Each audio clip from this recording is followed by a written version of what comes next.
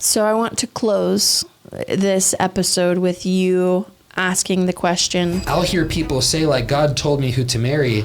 And when you investigate further, you're like, well, how clearly does God speak to you in other aspects of your life? You only hear him around something that is one of the greatest desires of your heart, which is to be married. Mm-hmm. And that's the only way that you so concretely and with conviction heard him clearly, exactly word for word. I'm like, that to me is not enough evidence that you hear God clearly. And she's like, he's literally the only person I told that I've had nightmares every night for the last 3 weeks.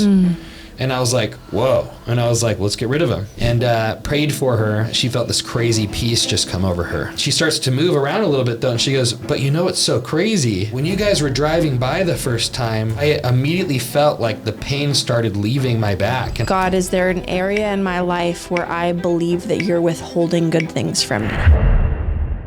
with talking with lots of clients, life coaching clients over the years, and in our own lives, with talking with friends, family members, hearing God's voice and learning how to hear God's voice can be a really fun journey, but it can also sometimes be really confusing or difficult.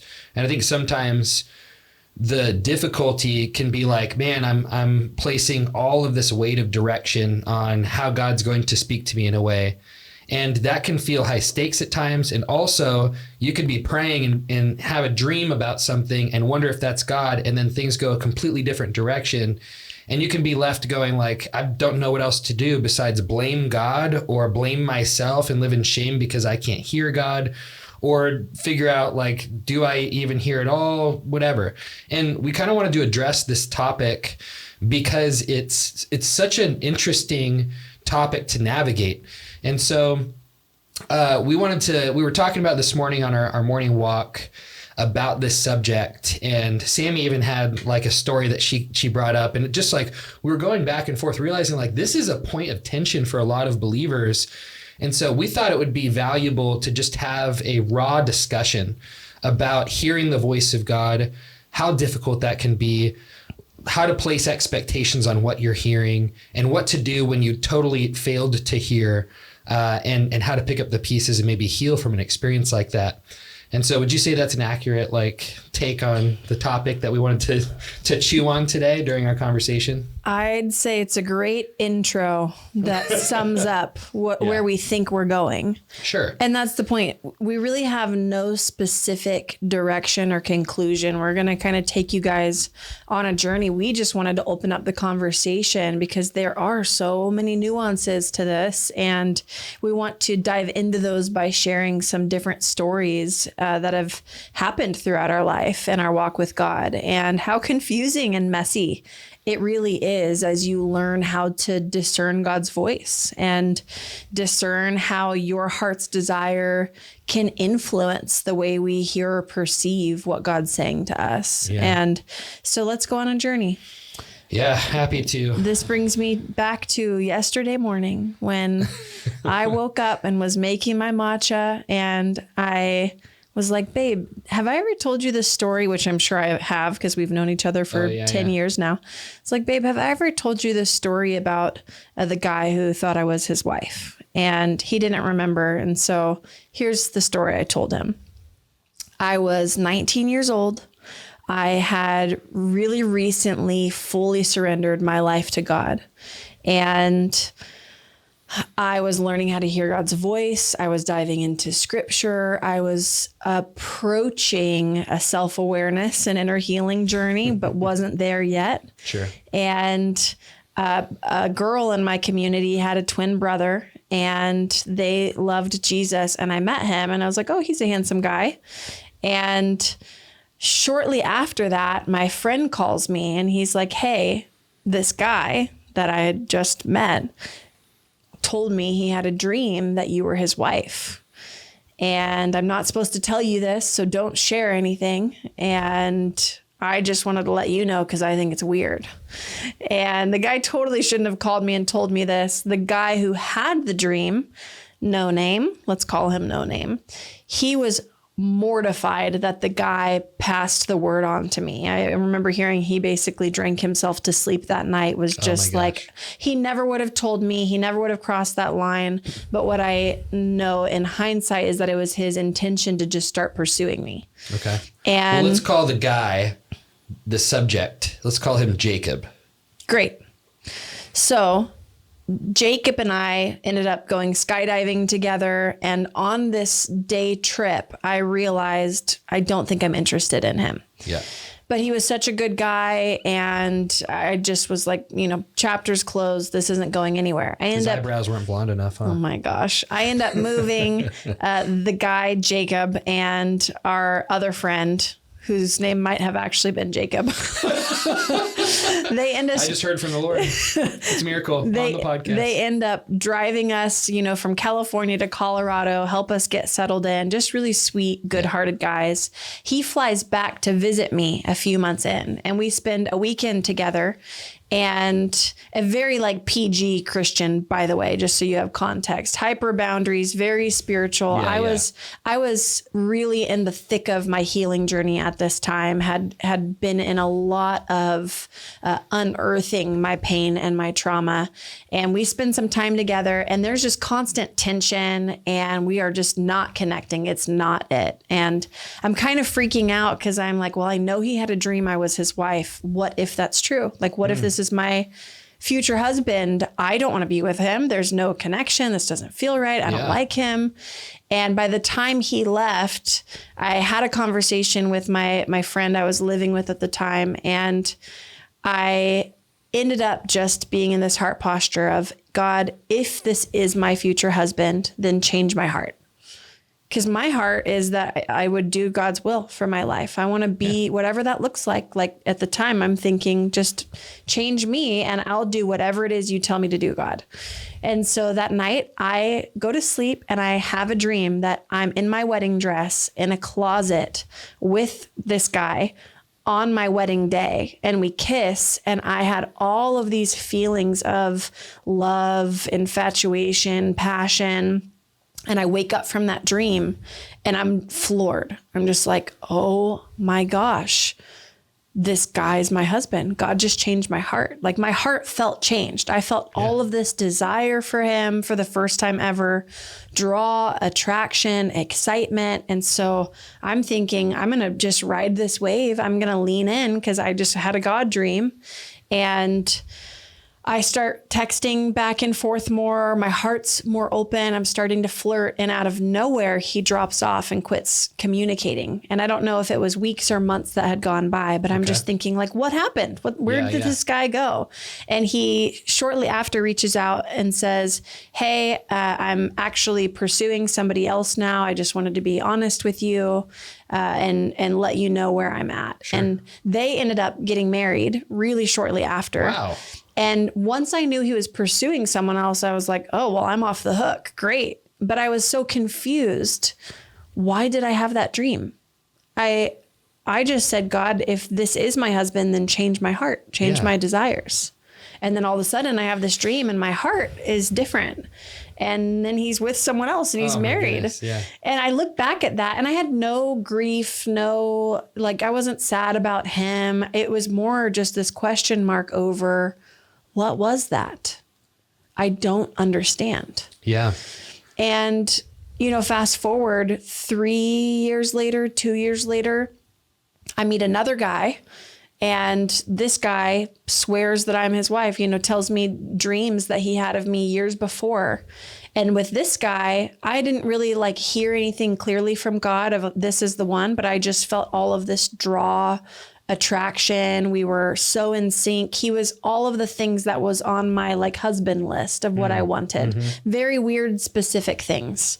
And I was convinced this is the man I'm going to marry. And turns out he led me on for a year straight and then wasn't interested at all, closed the door when we finally had a clear conversation.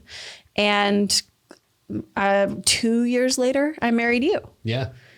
Who, a year before we started dating, I was grieving. Well, let me rewind a little bit and I'll still keep it short because if you listen to our podcast, you've already heard these stories. Sure.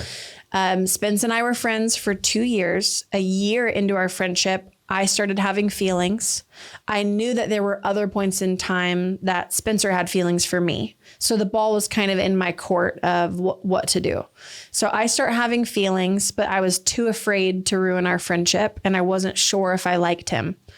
And at the time, I wouldn't date to explore to see if someone was my husband. I had this core belief that like, I'm going to know that this is my husband whenever I meet the guy. Yeah. Just such a weird belief out of nowhere. And so I never had that feeling with Spencer. So I was thinking, I don't think he's my husband. He's my really good friend. I don't want to ruin this relationship. But my heart was feeling desire to be in relationship. And as soon as Spencer asked me on a date, I said no. I shut the door so fast. And right after that, he starts dating my friend. And I felt pretty heartbroken at the time. I was very offended. Like, well, you must not have wanted me that much. And I felt like I had a vision where God was removing Spencer out of my life. And it was for my protection. That's how I interpreted the dream or the vision.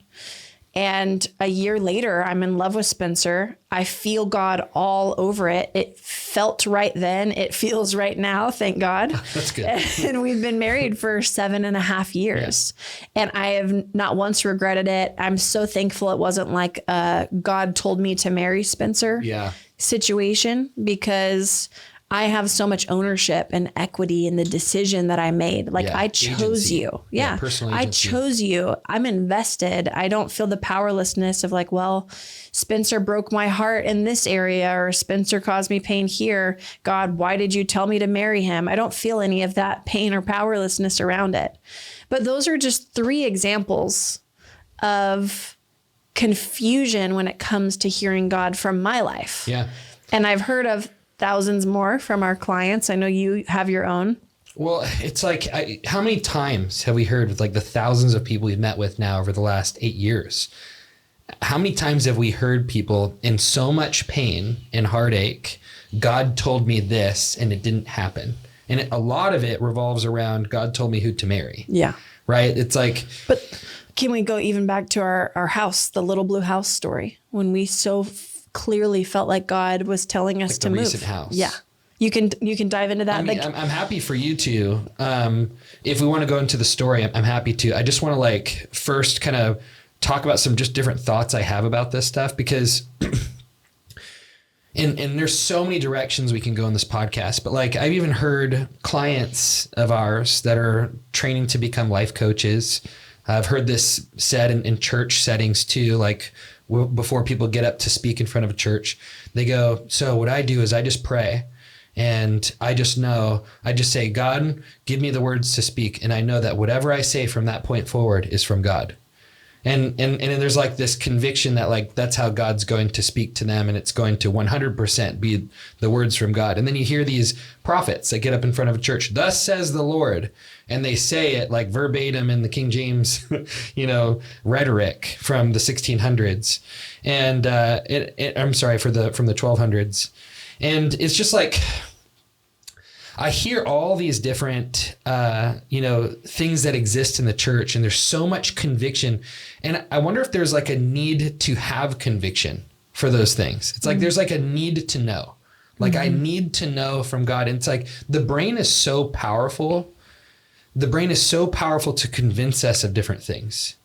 Like we know of all these different situations where people are so convinced of a story or a narrative, and it's not true. There's no truth to it whatsoever. And we see this all the time in all sorts of different cases. I mean, somebody experienced a friendship conflict in a certain way, and they're so convinced this is the way it went down. And then when you play back, when you play back the tape or whatever it is, and you have other people that start chiming into the narrative, you realize like there's actually way more information that you missed inside of this. But your brain was trying to prove you of what you already believed. And that confirmation bias sometimes plays a huge role. It's kind of like when you buy a car Whether let's say like you buy a truck or something like that, like a Dodge Ram, you start seeing Dodge Rams all around town. Yeah. and our brain, it's like our brains look for and see these different things. It's like you name your child something, all of a sudden you meet all these kids with the same exact name. You're like, I thought he was the only one. And then these situations too, where I'm like, I'll hear people say like, God told me who to marry. And when you investigate further, you're like, well, how clearly does God speak to you in other aspects of your life? And you kind of start to investigate and find out nowhere. You're like, well, does he clearly speak to you when you're on the streets praying for people? Well, I don't hear him like that. So you kind of investigate more, and it's like, so you only hear him around something that is one of the greatest desires of your heart, which is to be married. Mm-hmm. And that's the only way that you so concretely and with conviction heard him clearly, exactly word for word. I'm like, that to me is not enough evidence that you hear God clearly. Yeah. To me, that's like, let's explore why you only heard him in that lens or in that context. Yeah. You know, do you care about the things on his heart? You know, I've noticed for me, there's been this exploration phase of like how to hear from God. And I have most clearly and accurately heard him for and on behalf of other people. You know, it's like praying for people on the streets. And I know we have so many stories, so I don't want to exhaust the episode of stories, but like, I know there's a story where like my buddy Nick and I, we're in Reading, we're driving down the road. It's like 11 p.m. Our church service went super late that night. And back when I had no responsibilities and literally go to 5 church services a week, we're like driving after this church service and we're going down the road. God's talking to me about all this stuff. I'm in a new place. And I felt like I couldn't hear him at all for like a month. And I'm like, this feels weird. I feel like, God, your voice has gone silent. And I just felt as if God was saying like, I'm trusting you in a new town, you know, and I want to see that you are willing to take risks in this new city to hear me. And also I want to know that you're willing to hear me in a different way than I have spoken to you. And I realized like, oh, I've been waiting to hear God vividly and accurately before I'm willing to pray for somebody. Mm-hmm. So I'm just going to pray for people regardless of what I hear. So I just was like, okay, that's what I'm going to do from now on. And it's like, I'm trying to like figure out what God's saying, and I'm just trying to be obedient. And I'm like, and I also just loved ministry. And can I chime in really quick just to keep everything that you're going to say in your mind right now? I have noticed, at least over the years of my walk with God, that anytime I am learning how to hear his voice and get words of knowledge and prophetic words for other people, there's often a stretch of time in the beginning of going after a new thing where I would hear inaccurately over and over and over again. Yeah. While I was learning how to discern his voice. Big time. And I don't know what God's reason in that is, but I look back at a 6-month stretch of time where I would pray for people on the streets all the time. I'd go to the gym, I'd be in the store, and I would try to ask God for words for people. And I would test it. I'd say, hey, I felt like I was hearing this, or hey, is your left knee hurting? And there were so many times that it was wrong. And I really feel like that was a season where God was getting rid of the fear of man in me, where it wasn't about my accuracy. It wasn't about getting it right. It was actually about like, are you willing to be a fool for me? Are you willing to risk it anyways? And that was so necessary for my heart. And after I put myself in that position so many times, and I was like, this isn't about the way I look. This isn't about it's not about anything else other than me wanting to love this person and me practicing my relationship with God and how his voice sounds to me. Yes. And well, there's a humility in that. Yes. And so after that 6-month season or however long it was, I started getting words of knowledge left and right accurately all of the time, to the point where I didn't even question if it was going to be accurate or not. I was okay if it was wrong. And there were definitely times where I still would miss things, but at that point I didn't care if I missed it. Yeah. But there was just so much richness in that time. So I want to just say that for context, great context, because it's normal for there to be a time and a season where we don't hear accurately. And I honestly think that that's God wanting the intimacy and not for us to trust in a formula again. And I think as human beings, we are looking for the formula that allows us to enter into control so we don't have to trust in relationship when we are not fully convinced of the relationship being trustworthy. And I think we're on this journey all the time of going, God, how trustworthy are you? I've experienced pain, loss, terrible things over here. I don't know how to trust you and also consider those things. Yeah. And that's why it's important to ask questions and be on this journey of like understanding and unpacking. Or I'm not willing to get uncomfortable and take a risk. Yes. Yeah. Big time. The faith is too scary. I only want to trust in what feels concrete. Well, there's that need to not make mistakes because I learned in my household, when you make mistakes, you're punished. Love is withdrawn. And so maybe God's the same as my parents, or maybe God's the same as authority figures in school or church or whatever. But in this situation, to come back to the story, we're driving down the road and I look out the window and there's this guy and his wife, old, maybe a guy in his 60s, 50s, 60s. And he's walking with his wife on the side of the road. And he has a big, huge neck brace. And I was like, Nick, turn around. And so he throws a U-turn, throws another U-turn, and we pull over in this 7-Eleven parking lot. And I was just thinking, gosh, is this guy, some of the people in this area are kind of like new agey. And so and then the school we were going to as well was very well known for practicing ministry and things like that. And so I was like, what's a way that I can articulate this and not maybe scare him away or be able to let us pray for him? And so I just was like, hey, we're like spiritual healers. And I'm wondering if you'd let us, pray for you or see if, we can pray for healing. Like we've seen like things happen. He's like, oh, brother, I go to First Baptist Church over here in the corner. And I was like, cool, we love Jesus. Like, we're Christians. Can we pray for you? And he's like, oh, sure. And I was like, I saw your neck brace, like, just wanted to pray for you. And this guy was like, oh, thank you, brother. Like, appreciate it. And we start praying for him. And we prayed for him 3 times and nothing happened. And I was just like, huh. And I was like, well, what happened? And apparently he had a really bad vertebrae situation. And he had to go through a surgery where they fused all of his like vertebrae together. Spinal. There's actually, look up Mike Tyson spinal on YouTube if you want to have a good laugh. It's your vertebrae. Yeah, it's a spinal. He's like, you broke your back. Yeah, it's spinal. My back was broke. It's so funny. And so nothing was happening for this guy's neck. But right when I looked at his wife, I just heard the word in my head, nightmares, nightmares, nightmares, just on repeat. And I was like, I looked back at him and then I looked at her again and I was like, hey, before we pray for you again, and this actually just came out of my mouth. I wasn't like trying to say it. So I wasn't like this uber spiritual like guy that was like, I knew exactly what was happening. I found myself saying, before we pray for you again, let's get rid of your nightmares. And it was like, I said it so confidently, but I didn't feel confident. It just was like, it like happened that way. And she looks at me like scared. And she's like, he's literally the only person I told that I've had nightmares every night for the last 3 weeks. And I was like, whoa. And I was like, let's get rid of him. And prayed for her.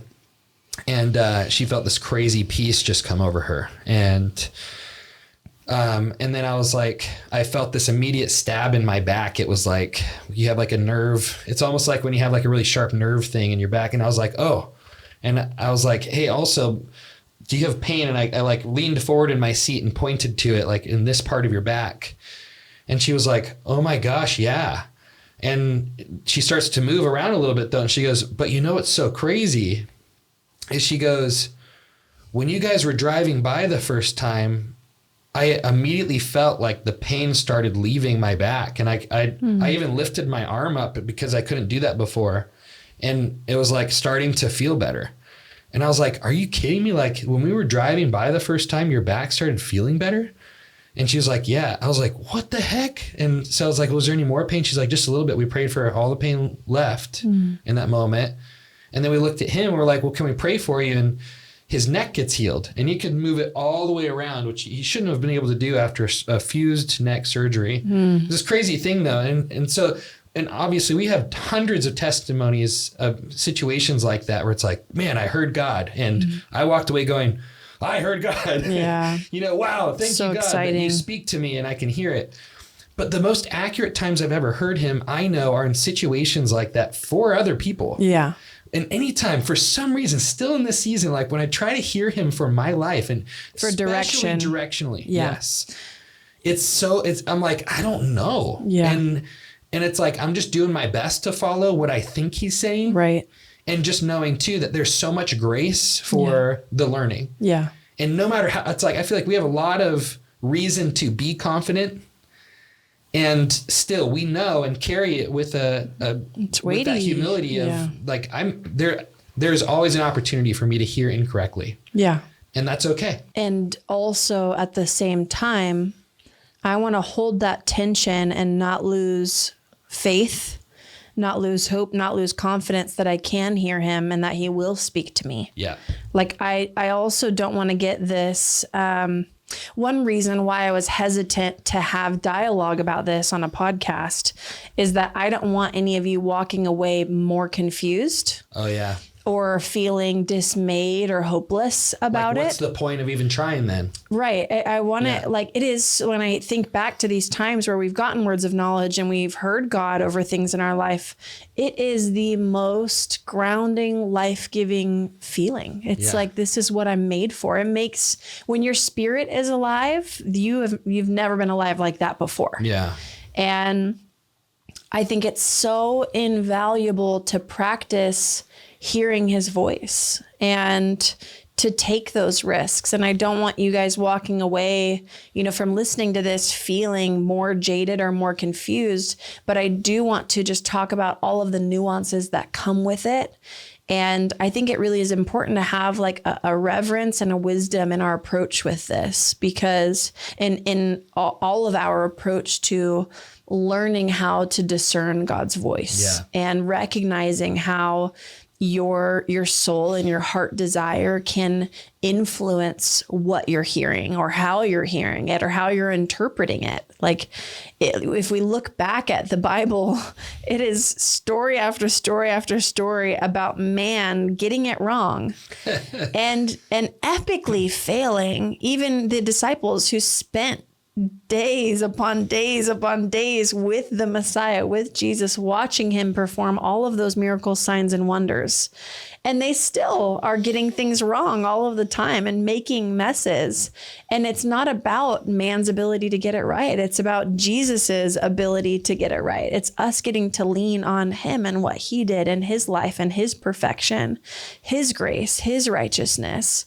And so it's really not about us. The pressure shouldn't be on us to get it right or to do it a certain way. But I really think it is this beautiful invitation of practicing hearing his voice and recognizing too all of the ways that we can be influenced in that. Yeah. But just like you were saying, if I look back at the last 10 years of my life, I really can't think of times where it was like God said this to me about this decision we need to make. Right. There have been, at least from what I was thinking about this morning and while I was listening to you, not any moments I can recall where God told me to go and do something or make this specific decision.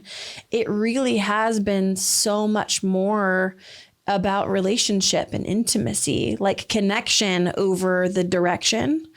And I practice hearing his voice for me. Explain that again. So the connection over the direction, just because I know we know that so well.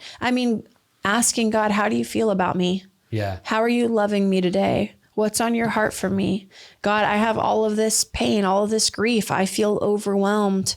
What's your truth? God, I'm believing the lie that I'm not enough. I'm, feeling shame and pressure and self-judgment over myself today for X, Y, and Z. What's your voice over me today? What's in your heart for me? Those are connecting questions. I hear God so much when it comes to connection. And whether it's him or not, they say you can test it by its fruit. Does it line up with the fruit of the Spirit? Love, joy, peace, patience, kindness, gentleness, self-control, goodness. I think I missed goodness. But does it line up with the fruit of the Spirit? Do I walk away feeling more loved or is it a voice of shame, guilt, condemnation, death, destruction? Then that's not God. Yeah. But I hear God so much more when it comes to our relationship and how he feels about me. And the more I've learned, and I might not agree with this 10 years from now, we'll see. But the more I've learned and like gone on my walk and journey with God, the more like I have come to this realization that God's really not concerned about where you move and what you do and the next thing you do for work and these decisions. We're constantly wanting God to give us direction. And I think, tell me what to do, tell me what to do, tell me what to do. I think he's so much more concerned about our hearts. Yeah. Not that he doesn't care about the decisions that we make, but I think he's so longing for intimacy and relationship with us and not just connection. Yeah. That the more we get that connections as humans, as human, plural, human, the more our spirit is full, the more we're experiencing that connection. I think it's easier to make powerful decisions that align with God's heart for our lives and that honor him when we're doing it from that place of intimacy.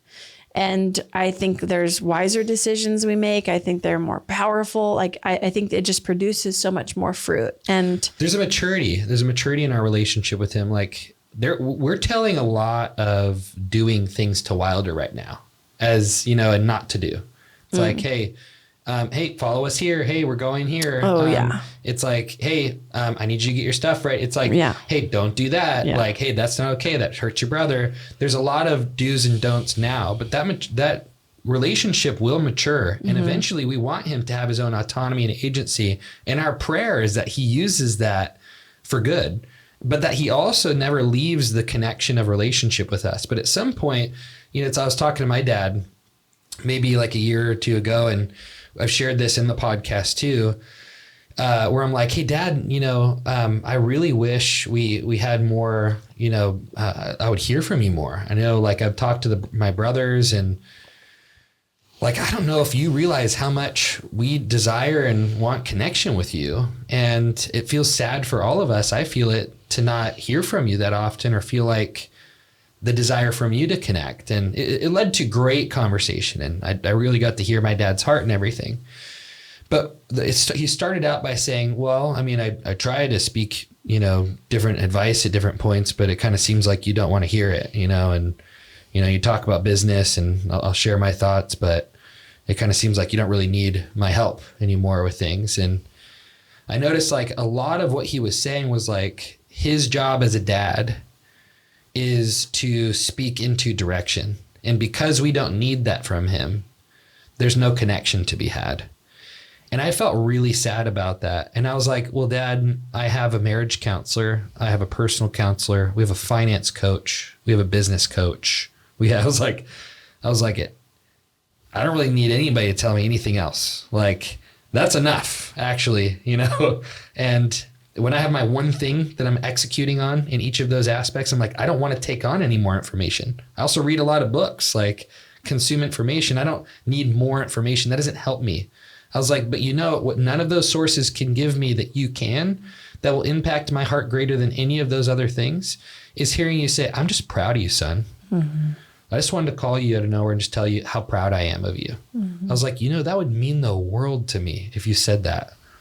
I was like, hearing you just ask how we're doing, how the kids are, how, we didn't have kids at the time. At the time. So it's like, well, how we're doing around, our plans for family, how we're feeling around the business right now. It's like, what our next travel thing. It's like you asking me questions and you being involved and you caring and you asking how my heart is doing. I was like, Dad, that's the stuff that I can't get from anybody else in the same impactful way it would land with you. Mm-hmm. And so I got to help him see his value, but it was so different than the value he thought he was meant to have. Yeah. And I think we relate to God in those same ways that my dad was relating to me as a son. Is we go, okay, God, your role in my life is to be master and I am slave. And it's so interesting that after the years that Jesus spent with them, he said, I no longer call you servant. And there are some translations that actually it was, I never called you slave, I call you friend. Regardless of which like what the truth is of the accuracy of that translation, still there's a maturity in relationship where at some point we go, God doesn't want a robot doing just carrying out the do's and don'ts of God. Mm-hmm. He wants someone with personal agency that also trusts his heart. Yeah. And trusts him as a father and is involved in that union throughout their lives. Yeah. I mean, I think back to, gosh, I just love my history with God. I just feel so thankful thinking about the different seasons where God focuses on different lessons, different parts of your heart. And I remember being in a season where I was needing to fully surrender my own will and my own desires.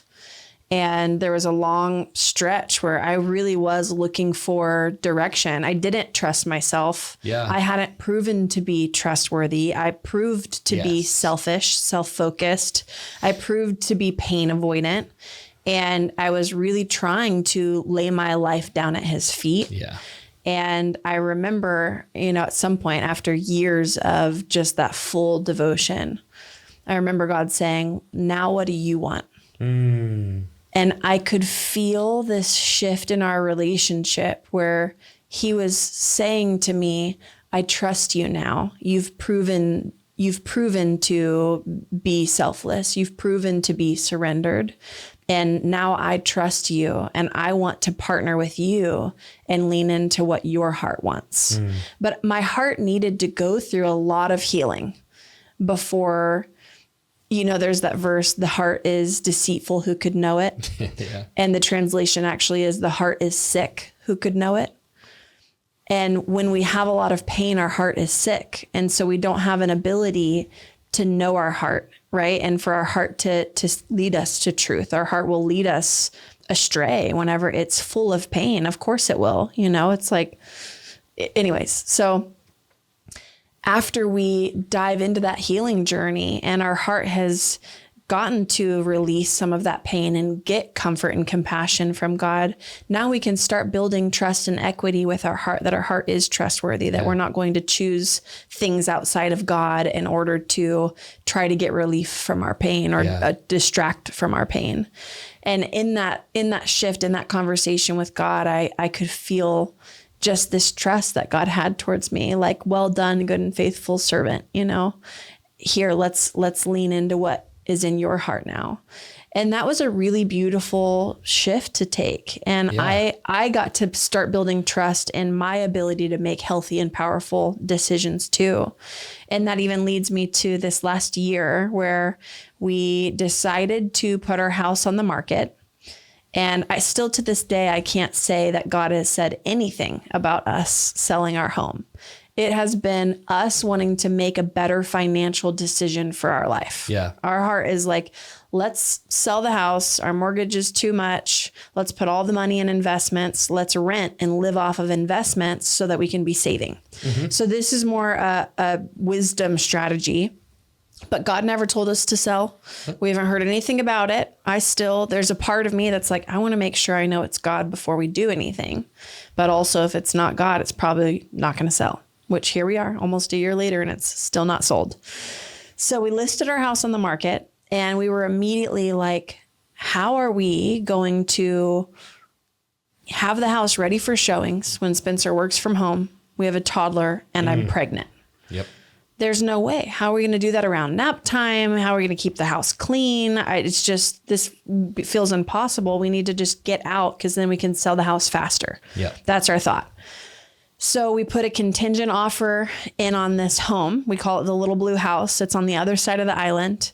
Super cute house. We loved the neighborhood. We knew multiple families in that neighborhood, coincidentally. One of our friends who lived in the neighborhood put in a word for us and we put in an offer on this home. And we're just thinking if this is the Lord, then the offer will get accepted and we'll trust that the house is going to sell. So we have to come up with about $70,000 to make this whole thing happen. Yep. And we didn't have $70,000, but we're thinking this is the only way to do this, is to get out of our house, because how are we ever going to do showings? And so we borrow money, we move into the other house, and basically we would only purchase that home if our home sold within like a 60-day period or something like that, 75 days. Yeah. And so we move into that house, we uproot our entire life. I am newly pregnant and exhausted. And here we are in this house. And it really did feel like the Lord. We're like, the doors opened. There was favor. We got a loan from a friend. Everything just like lined up perfectly. And then 2 months in, we're at the very end of our stretch before our home has to sell. We know it's not going to sell in time. And we're out 70 grand, and we end up canceling the entire thing and moving back into our original house. Yep. And here we are. I don't know how many months it's been, 9 months since then. And our home still hasn't sold. And could we be frustrated and blame God for like, but what, that felt like you, God. Yeah. It totally did. God didn't tell us to move, but we read the writing on the wall, and it felt like the Lord. And in a season where we were in so much financial hardship too, it's like, well, great. Now we're out another 70 grand. This hurts. Yeah. Like, it was a bit, I'd say, like humiliating in moments. There was some shame that both of us worked through in different moments where we were trying to make a smart financial decision for our family. Was I so stupid for deciding to do that? Just like that question internally. Was I so stupid for that? We sought counsel too. We asked people like, here's our situation. What should we do? Does this make sense? And almost everybody was like, that makes sense. Like, wow, great idea. And everyone knows we're big risk takers too. So maybe that influenced their decision. Did they see the writing on the wall of we're just going to decide it no matter what? But it was frustrating for us. Like, now we're out another 70 grand when we're in this position where we're trying to make better financial decisions. And it was frustrating. But in hindsight, we moved back into our home that we own. And it felt I was immediately at ease and at peace internally. And we learned a very valuable lesson. Like, we found out through that experience that we actually didn't want to live on that part of the island. Mm-hmm. And we even had amazing community, like everything believers. Everything on paper made sense. Everything on paper was beautiful, and it just didn't feel right. Yeah. And I think one thing that we do too to help us justify pain sometimes is we tried to create meaning out of like, well, God must have done that because this.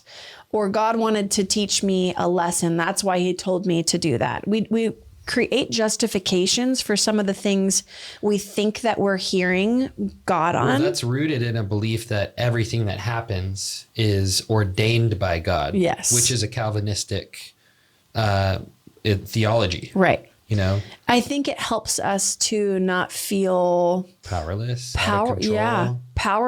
to the decisions we make, or maybe not have to take full ownership and responsibility. Maybe it's protection from that shame. Yeah. Of saying I failed, I got it wrong, or I messed up, or just the humility of, I don't know.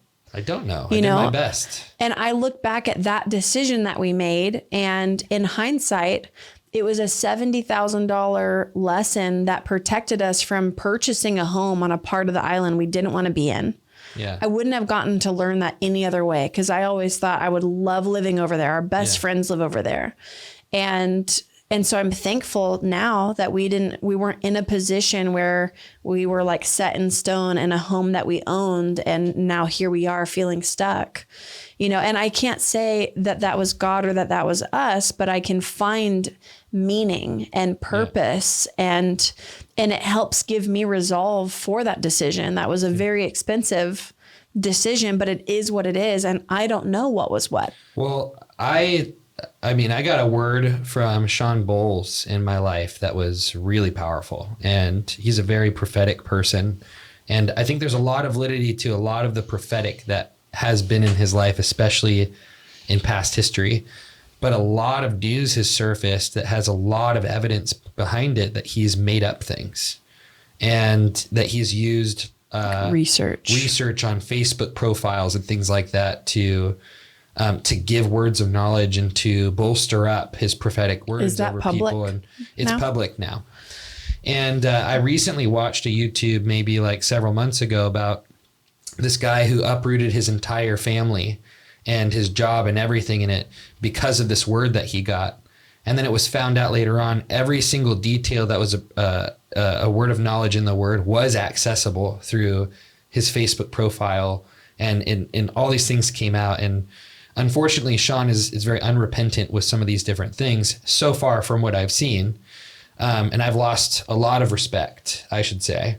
I would love to see some repentance. I'd love to see some redemption there for sure. And I know people that love him in his life have wanted that for him as well and have invited him into that. And have had loving conversations, I'll say. Yeah, loving conversations. Yeah. And again, these stories, it's so hard because in our pain, we want to invalidate everything and throw everything that is good out with, but it can be confusing too, which is why I think it's so destructive what I'm about to say. When prophets use this almost need that people have to hear God's direction over their lives, they use it in this way to fuel this power that they desire so that they can be this person that has influence, who has impact. And maybe the intention too is good of like, I want people to feel like God is real. And so I will twist things even with that intention of maybe God will believe, like they'll believe God is real because they're hearing these accurate things. I don't know what the intention or motive is always behind those types of people. But or how pure it is. There could be a season where it's 100% pure and 2%, distorted motive. Well, listen, if you get your significance need met from the pulpit and from being this prophetic guy, could that be like something that all of a sudden I hear God less and now I have to start making things up to sustain that same level of significance I got from this position I was put in, as opposed to like, I'm not really hearing anything anymore. I don't know what God's doing. And having a change in season, it's like, well, no, if you make a compromise in one area, maybe it continues to turn into greater and greater compromise. I don't know. But I just know what I've seen. And I think it can be so destructive on both sides, this need for a word for word from God and direction over your life, this desperation for it. It's what you were saying. I so don't trust myself and what God has done in me that I desperately need him to take all my agency away and control me. Yeah. And I hear those prayers so many times, God, use me, I'm just a vessel. And it's like this, I am evil and awful without God. And it's like, there's no separation. You're saying without God, but there's no separation. God has made his home in you. Your flesh of his flesh, bone of his bone. Is like, he's actually made you a new creation. We're actually in an unbroken fellowship. We're actually in union with him. Christ is in all and through all. Like, we're on this journey of faith to access what has been true in like this Christological reconciliation. Like we are coming to terms with it, and that faith is what accesses more of it in our lives. But when we are starting to go, I bad, God good, and create the separation, I bad, God good, me tell bad. me what to do. It's like those prayers of, there's nothing good in me. And it's like all the worship songs. And it's like, I think it's so rooted in a condemning and shaming Old Testament depiction of our relationship with God, that we are looking for this separation. And I think God's more in this place of going like, there's a journey I want you to go on where you learn to trust me and I am Lord in your life. Yeah. And also trust in the sonship that I've bestowed into you, and start to learn what it's like to give this agency a ride in your life, knowing that I'm still Lord and that agency is submitted to me. But he's like, I want to hear from you, kiddo. Like, I want to know what Wilder wants, our kid. I want to know, like, what do you want to play today? I don't care if you play at the football. No, you play football, not soccer. This is the direction I have for you as your father. It's like, no, I want you to have joy. Which one do you want to play? I'll play it with you. Like, I want to build sandcastles over there. Nope, you are to build them over there. Thus says your father. Like, that's dumb. It's like, I care way more about how he learns how to play, how he engages with the other kids on the beach or while he's playing with in sports or something like that. I care about the person he's becoming through all these different things. I care about the connection we're sharing.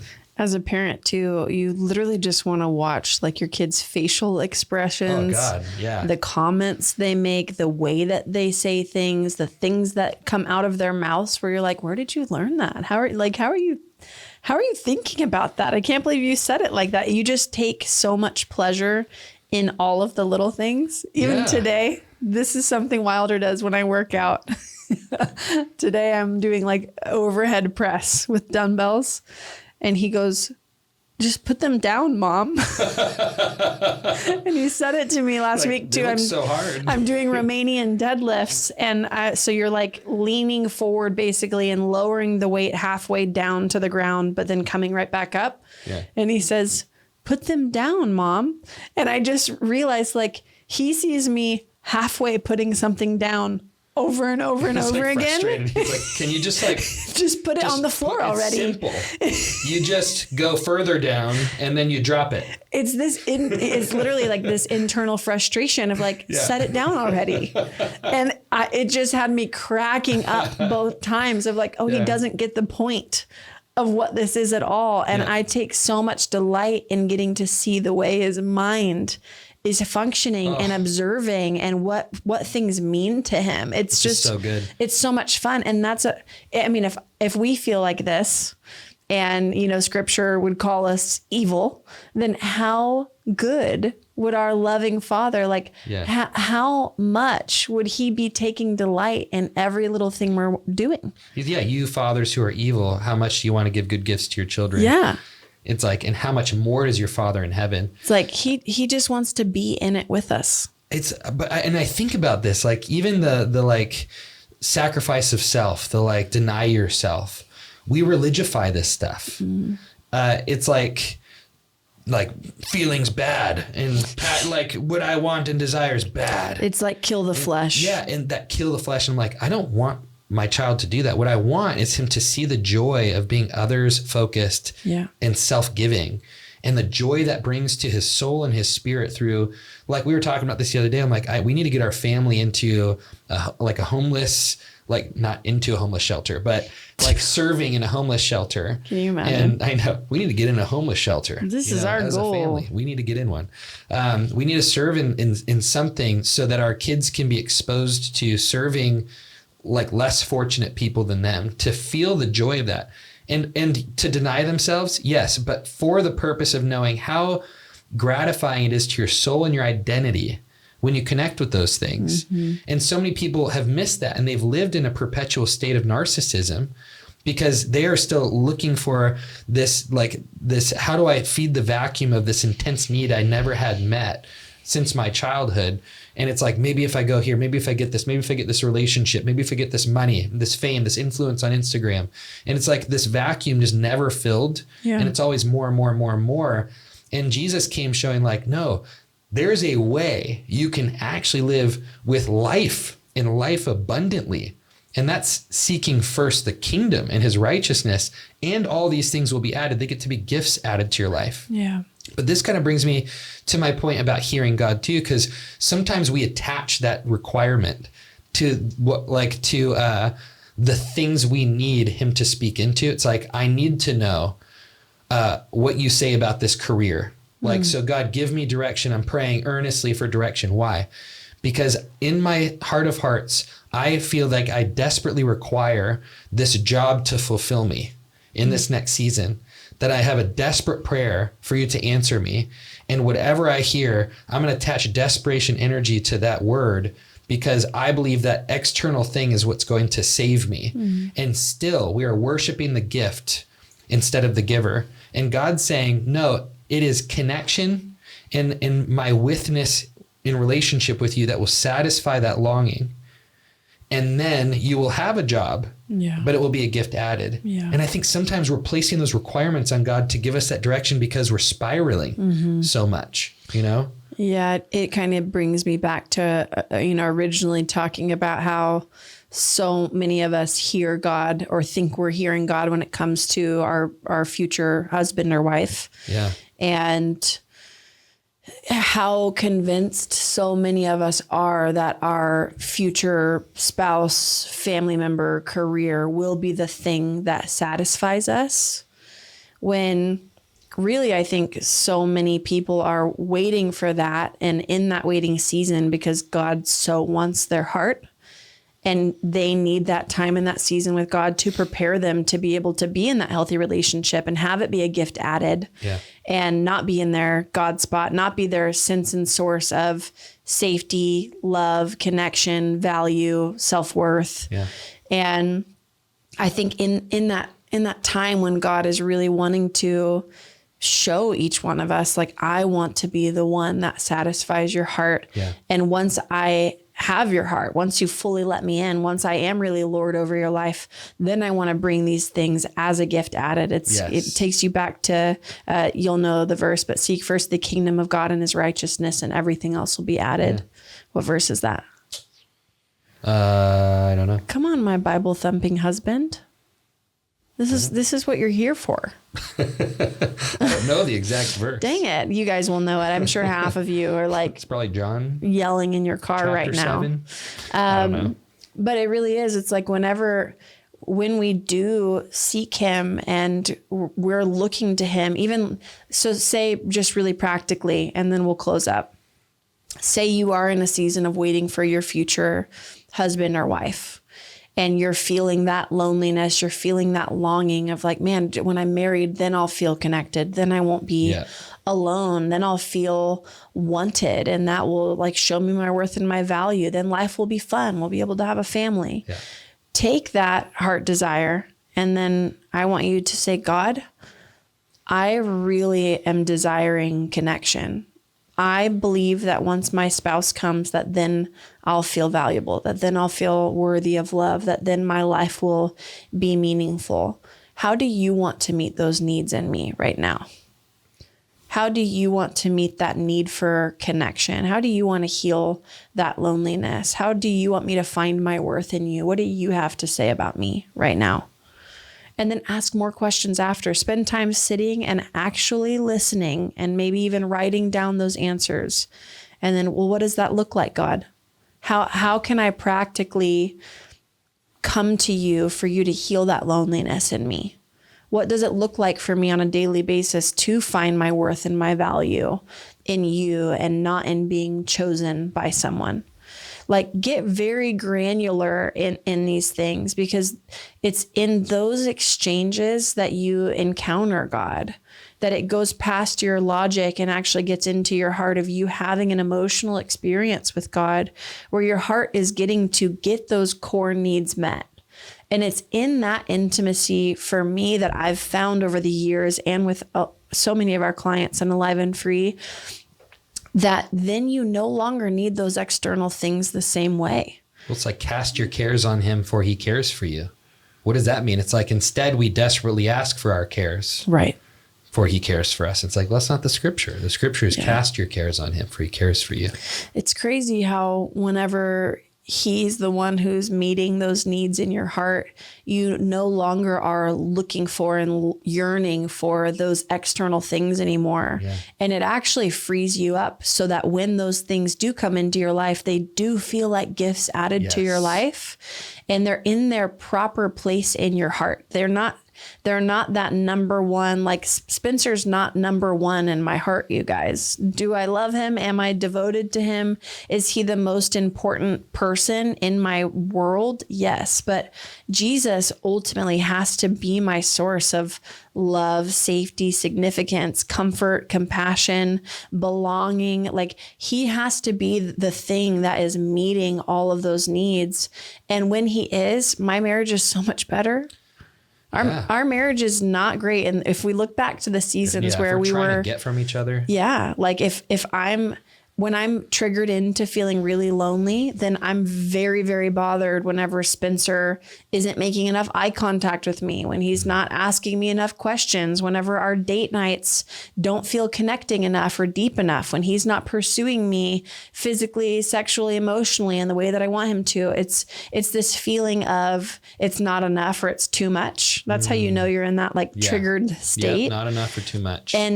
And it's normal to have little moments where you're feeling things, but ultimately, if you are letting God into these places in our hearts, then it's easier to stay in this place of, I don't need this outcome in order for me to be okay and for me to feel secure. Yeah.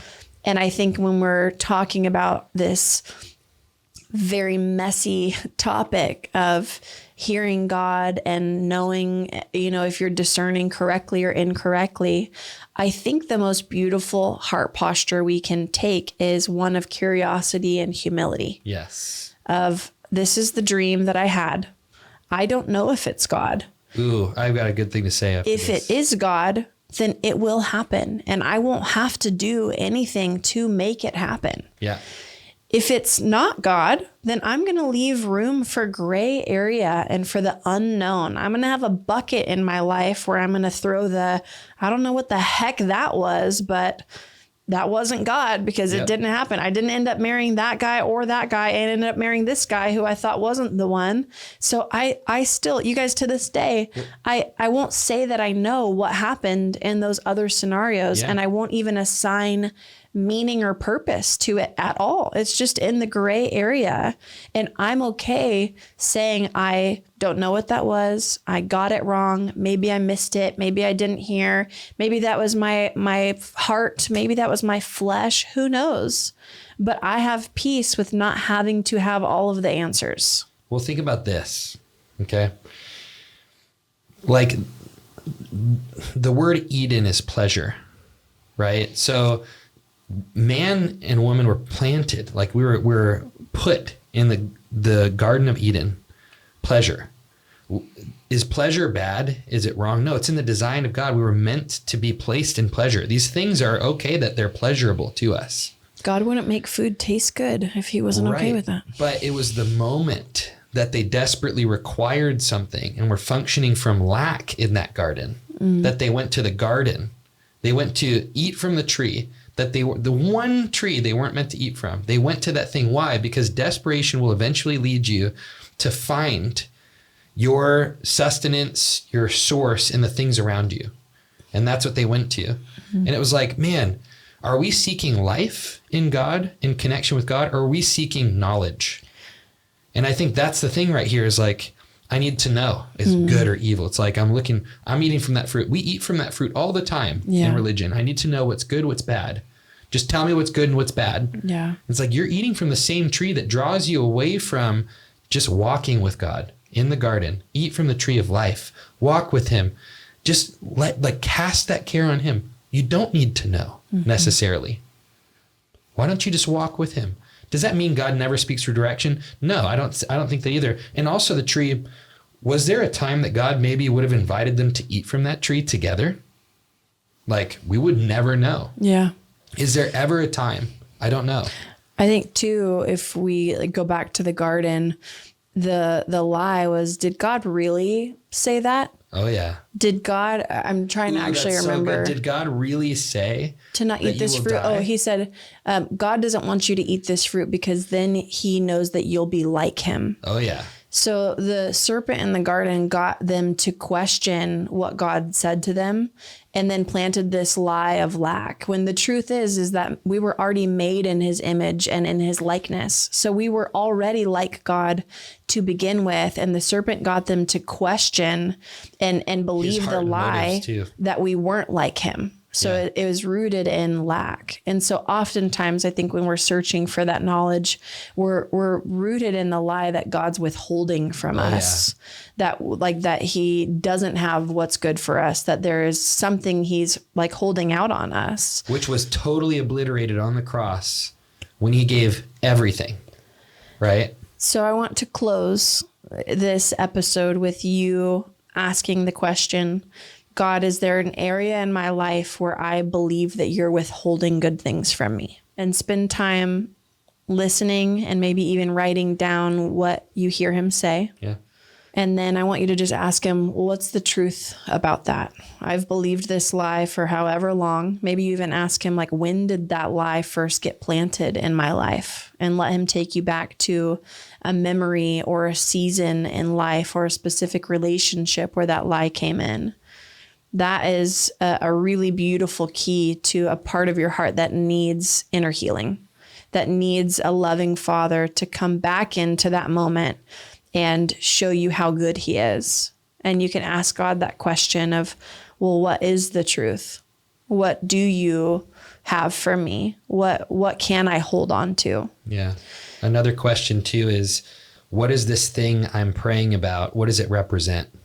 So it's like, if you're praying for marriage, you're praying for where do I move? You're praying for what's the community for me? You're praying for whatever that thing is that you're praying about, like a physical thing or like an external thing. Asking the question, what does this represent in my life? When I have that thing, I will feel secure. When I have that thing, I will feel accepted. When I have that thing, I will feel belonging. I'll feel enough. I'll feel, what's that intrinsic thing you're looking for that thing externally represents for you? Because ultimately, I guarantee you, there's probably a desire, an internal desire that thing represents, that you believe once you have it will satisfy the desire. And that desire is revealing to you an unmet need in your heart. From childhood, most likely. That when you can go to the Father and have him meet that emotional need, you no longer need that external thing the same way, which really frees you up and makes you trustworthy of him giving that to you. Yes.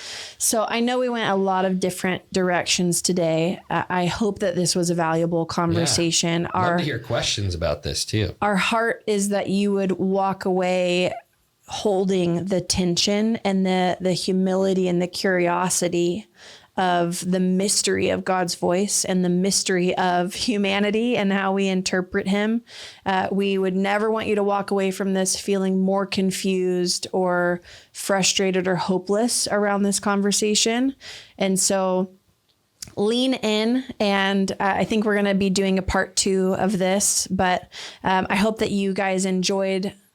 If it was helpful for you, if you love it, please share it with a friend, leave a rating and review. It helps us so much. Yep. Check us out on the podcast on online audio or on Apple, Spotify, or on YouTube. Send us questions. Okay. If you guys have questions about this, God bless. Bye.